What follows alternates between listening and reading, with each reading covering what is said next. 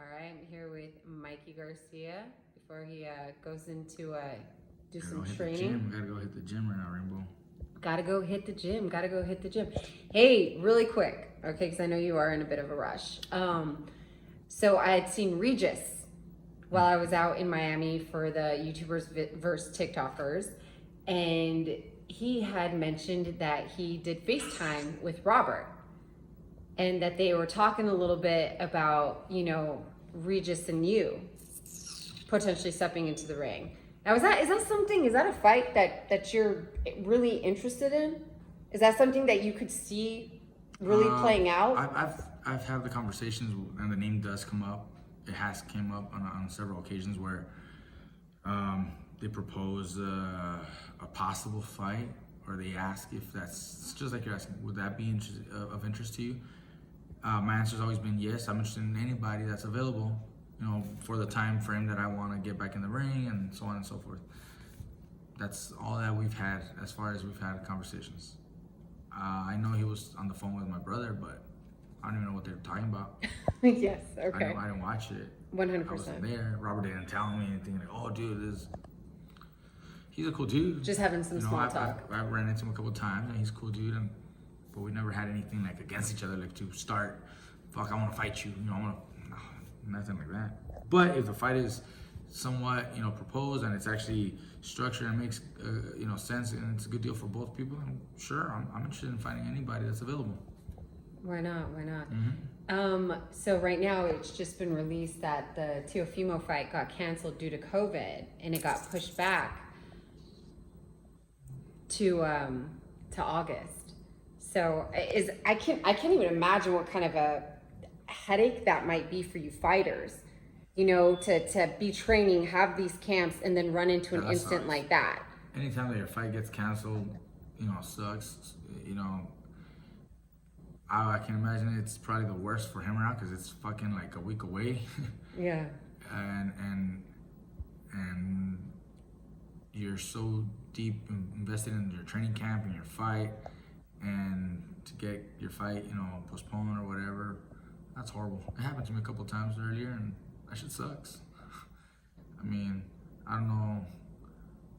The fight was what, this weekend or the next weekend? Yeah, no, this weekend coming up, yeah. So yeah, man, he would have been right now like in prime shape. He's ready, yeah, he's ready to go. So fuck, that sucks for him. Now with Teofimo, like, and with you, you know, you said you're open to, you know, if it's a good fight at 140. Now, would a fight like with him or Tank, or, I mean, and of course we just mentioned Regis, and then there's also, well, we're talking 140. Are those fights that like would interest you? I mean, we've kind of talked about this before. We've talked about the it many Teofimo, times. And as long as they're still like working with Top Rank, typically that's kind of a big roadblock to work because of my relationship with them. I know we talked about Crawford too. Same thing. Yeah. It just complicates things. I mean, sure, I would love to take on fights like that. Hell yeah, those are great fights. But you run into those problems, you know, promotional problems, unfortunately. Yeah. But anybody that's available, you know, for a good fight at the time frame, you know, that we want, fuck yeah, we're down. 40 or even 47 for the right opponent.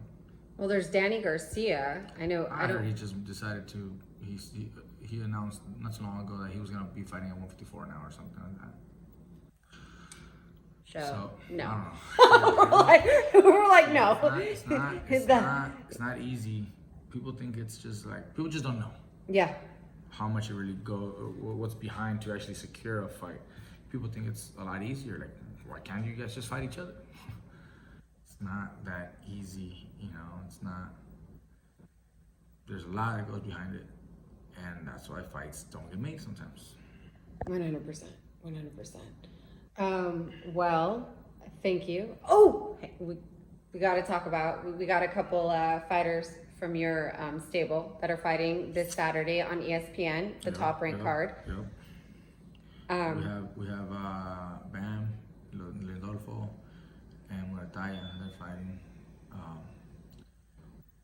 Bam is probably gonna be fighting for the title very soon. We've been trying to get that title fight, for like the last 2 fights, but he's there. He's inching away, little by little.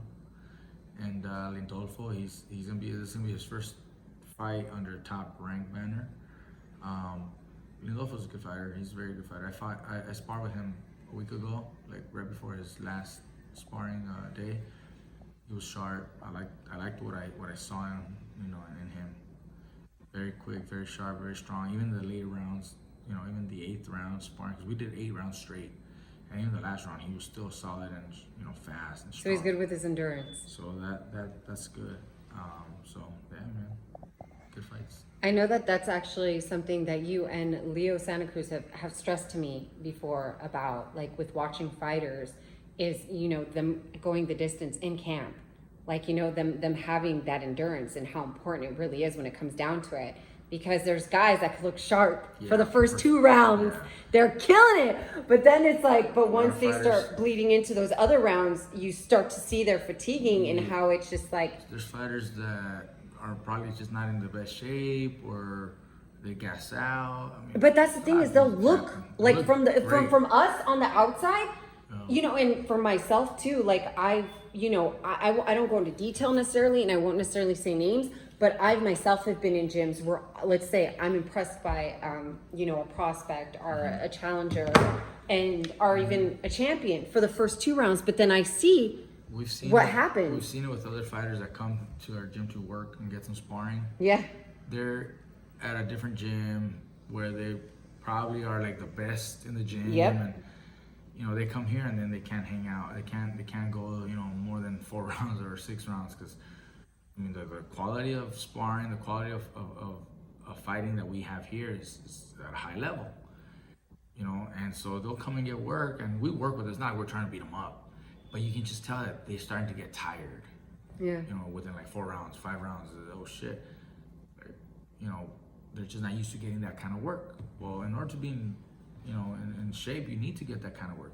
That's why all of our fighters are typically in very good shape, because we spar with each other and we help each other, and we help each other push to make sure that we get the best. Like with Lindolfo, I helped him those last 8 rounds. Just made him work.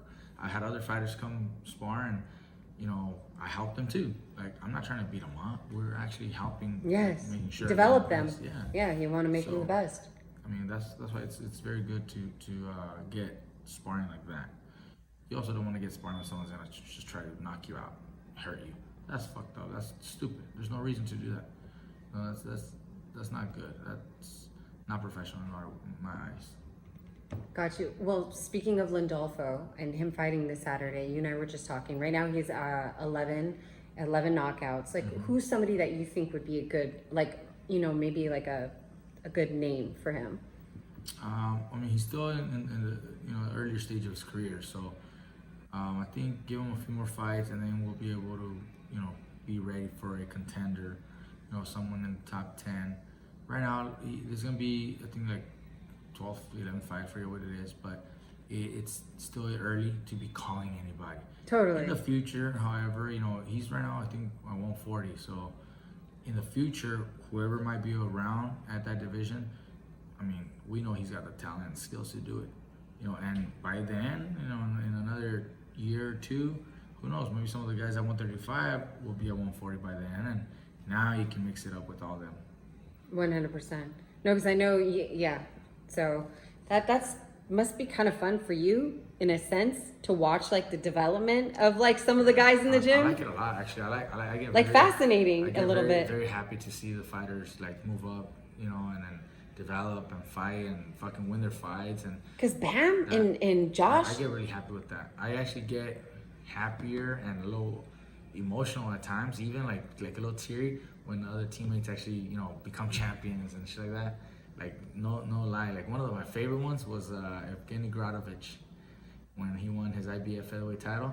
I even got a little tear when I saw him win, because it was like a 2-week notice, 3-week notice that they called us for that fight. They called Robert for like a fight. He fought Billy Dibb, who eventually ended up coming and working out with us and training with us. But prior to that, Gradovich fought him for that title. Is that that guy from Australia? Yeah. I remember. So Gradovich took the fight on like I said, like a 2.5, 3 week notice, and he only had like 12 fights, 14 fights or some shit. Like, but you know, we're like, I know, you know, Gradovich. I spar with him, I work out with him. I told Robert, take the fight. That's a good fight for him. He'll win that fight.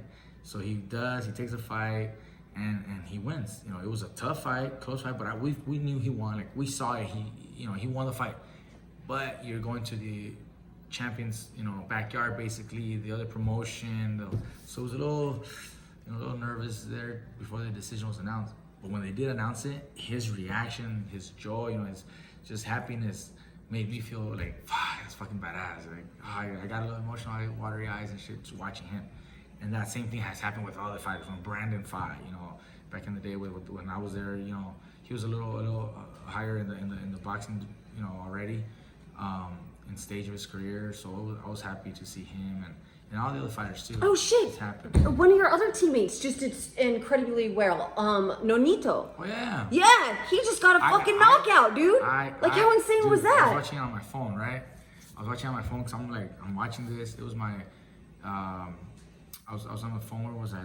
Was I in Vegas for my daughter's? I think I was there. Yes, for my daughter's, yes, dance. the dance recital. So my daughter's dance was about to start, and I'm watching it, you know, and I'm doing this, and then she had her number, and I'm watching on TV on the phone, and I'm like, fuck yeah, you know, here it comes, and fuck, when he fucking knocks him out, and I'm like, I was all pumped up and shit, like I felt really good, you know, because Nonito, he was with us years ago, you know, my brother, great guy, we spent a lot of time together. We did a lot of fights together, promotional, so we got to know each other very well. So I was very happy for Nonito, you know, that he pulled this out, because not a lot of people believed in him. You know, even I thought, oh, maybe this is probably his like last opportunity, you know, just based on what, you know, his age, and then he had already lost a few fights and whatever. A lot of people just didn't give him a chance. We know he can still pull it off because he's got the skills and the speed and the power. But then you factor in, well, yeah, but his age, does he still have the drive? He lost his last fight, it was a tough fight, it was probably his last big opportunity, you know? But this motherfucker came through, you know? I guess, if I'm not mistaken, he just became the oldest fighter to win a title in his division, and bantamweight. So that shows, you know, he's a badass, dude. That's awesome. No, I could see just the reason why I had asked you and reflected back on, you know, asking you about what it feels like for you to watch, you know, the guys from the gym. Because it does seem more like it's a brotherhood. Like you guys actually like encourage each other. Family. But when I was talking to you about the sparring, and I saw when you were talking that you were genuinely excited that the person you were, Lindolfo, that you were sparring him, and that you saw that he has been making more and more progress. Yeah. Gaining confidence, just learning more about himself. He's got the skills. But sometimes the fighter takes, you know, different fighters, you know, different stage of their career. Some take a little longer to really gain that confidence and that, you know, just that mentality and stuff. So it changes for different fighters. Some do it earlier in their career, 10 fights. Some do it at 15 fights. Some feel like that at 20 fights. It just changes. So for me to spar him, and I felt him feel that, he's getting that. That's good. That's improvement, you know? Yeah, because he's been with you guys, for 4 years. Yeah.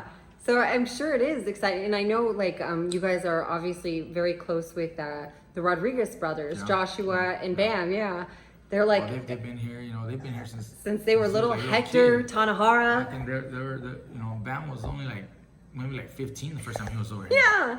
You know, so yeah, they've been with us for a long time, and seeing them, like I said, develop and just mature, and that, it feels really nice, feels good, because we're basically, you know, helping them, you know, reach their full potential, reach their goals, you know, 100%. accomplish their dreams, you know, so that's nice. I've had them here, they were staying here a couple years ago for a few fights. They're very good kids, super respectful. And no disrespect to them, I keep saying kids, and we keep saying they're men. They're young men, you know, fucking, but because I'm so much older, and you know, I'm kind of like considered a veteran in the sport, you know. Totally. So for me, they're still kids, but they're, you know, they're fucking grown ass men. Have another man fucking say that to them, they'll probably get their ass beat, you know, for disrespecting them.